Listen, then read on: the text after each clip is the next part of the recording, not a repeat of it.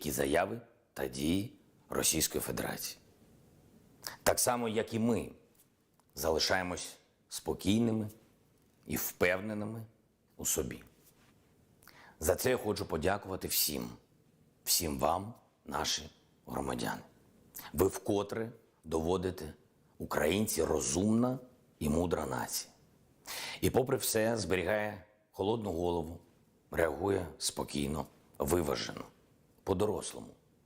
Ми давно і до всього готові.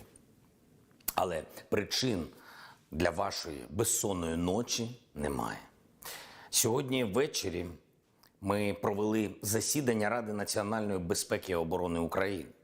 Україна однозначно кваліфікує останні дії Російської Федерації як порушення суверенітету та територіальної цілісності нашої держави. Вся відповідальність за наслідки в зв'язку зі згаданими рішеннями покладається на політичне керівництво Росії. Визнання незалежності окупованих районів Донецької та Луганської областей може означати односторонній вихід Росії з Мінських домовленостей та ігнорування рішень в рамках Нормандії. Це підриває мирні зусилля та руйнує наявні переговорні формати.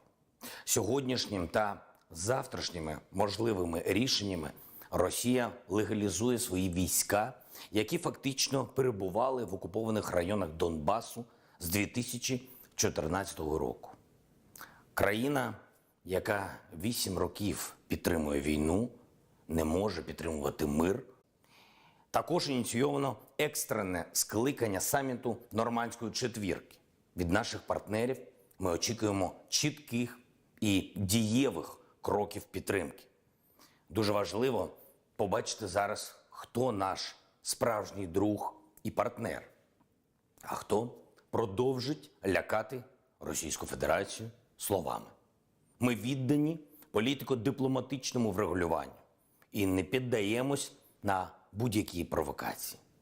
Наші кордони надійно захищені, створено систему територіальної оборони, наші партнери нас підтримують.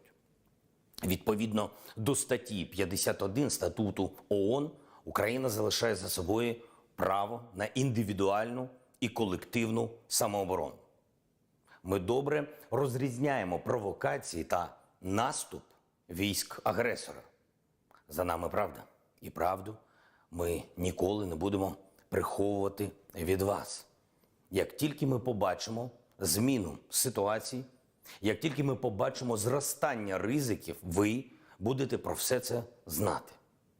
Зараз немає жодних причин для хаотичних дій. Зробимо все, щоб так і було надалі. Ми віддані мирному і дипломатичному шляху. І будемо йти ним і тільки ним. Ми на своїй землі. Ми нічого і нікого не боїмось. Ми нічого і нікому не винні. І ми нічого і нікому не віддамо. І ми в цьому впевнені. Бо зараз не лютий 2014 року, а лютий 2022. Інша країна, інша армія, одна мета – це мир. Мир в Україні.